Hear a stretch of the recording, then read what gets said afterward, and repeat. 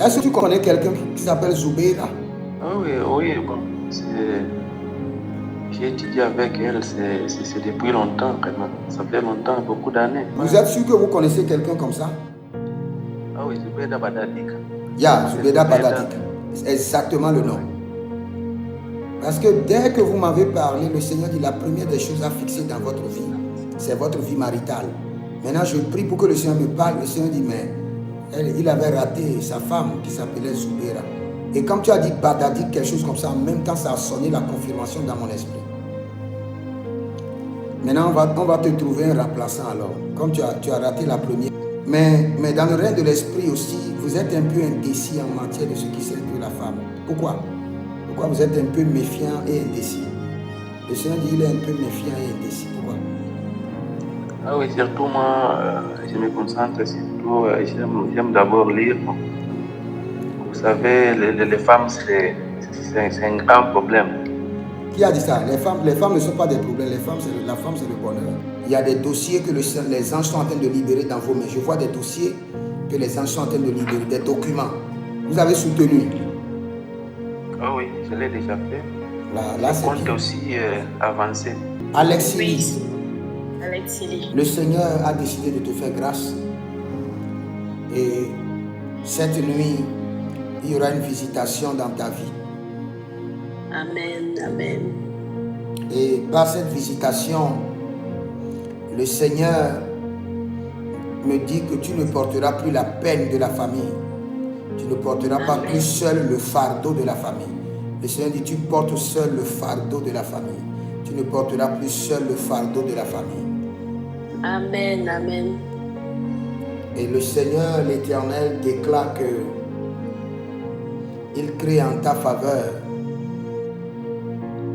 des fontaines de richesse. Amen. Fontaines amen. de richesse. Le Seigneur, l'Éternel, dit de te dire que c'est juste une question de temps.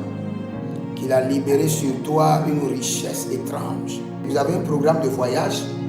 Parce que j'entends bienvenue dans un pays. Oui. Quel genre de programme? Aller étudier à l'extérieur. Dans tes études, il y a un niveau où je vois que c'est vide. Et à cause de ce vide-là, si tu fais Campus France, ça ne va pas te favoriser. C'est vrai. Il y a un vide. C'est vrai. Le Seigneur me dit de te dire, la maman et la fille sont bénies. Le Seigneur est en train de te bénir, toi et ta mère. Est-ce que vous avez quelqu'un qui est enseignante? Oui. Qui est enseignante? C'est ma grand-mère, mais elle est retraitée. Elle est retraitée. Elle est dans la retraite. Elle est enseignante, mais elle est dans la retraite. Oui. Mais si je te donne des enfants, les enfants là vont devenir des prophètes. Hein. Tu veux ça? Ils vont devenir des pasteurs. Tu es d'accord? Mais le prophète, je suis d'accord avec le prophète. Nous, on a des familles, il y a des familles mixtes. Et mets tes deux mains comme ça. Tes deux mains, tu fais comme ça, tu le mets sur ton ventre. Oui, parce que depuis, je suis en train de prier, l'ange a libéré seulement un seul garçon. Alors que je vais te donner 6. Je vais te donner 6, mais l'ange a libéré un seul garçon. Ta maman a combien d'enfants? Parce que c'est un problème familial. Ta maman a combien d'enfants? On est 4 filles, un seul garçon. Sephora? Oui. Sephora, la première des choses, le Seigneur libère une grâce spéciale sur tes études. Une grâce spéciale. Amen. Le Seigneur dit actuellement, la manière dont tu assimiles les choses, il y a un petit problème. Il y a un petit problème. Et tu as un problème de concentration. Avant, tu étais quelqu'un qui te consacre bien. Maintenant, tu as des difficultés à te concentrer. J'ai vu que on était à un festival. Et à ce festival-là, tu as été présenté. Je ne sais pas ce que tu fais dans la vie et ce que tu es en train de planifier faire. Et tu as été présenté à un événement. Maintenant, et quand tu as été présenté devant les médias, tu as été présenté devant les médias et il y avait une couronne sur ta tête qui portait 3 étoiles. Et quand je regardais la couronne, les étoiles ont commencé par se noircir. Et le Seigneur m'a dit, il y a des attaques sur son cerveau. Il y a des attaques sur sa concentration. Tu l'as remarqué depuis quand?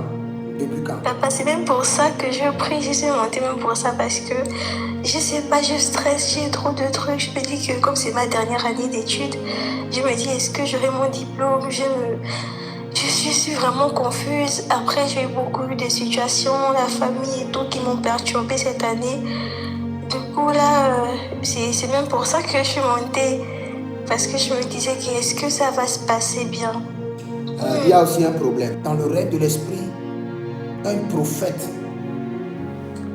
qui est en train d'intercéder pour votre famille. Et quand je regarde, le Seigneur me dit que quelqu'un a fait une grande offrande.